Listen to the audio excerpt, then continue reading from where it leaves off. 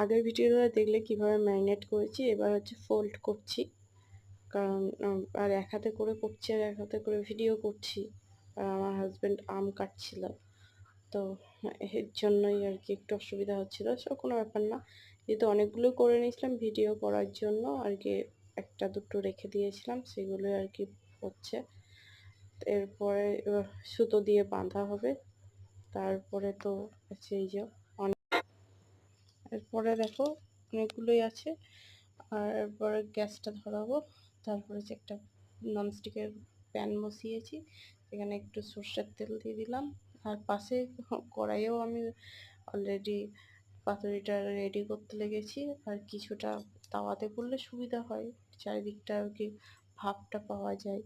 আর কড়াইয়ে করলে অতটা ভালো হয় না, তা কড়াইয়ে একটু এমার্জেন্সি পারপাস একটু তাড়াতাড়ি করেছি। আর আবার বাকি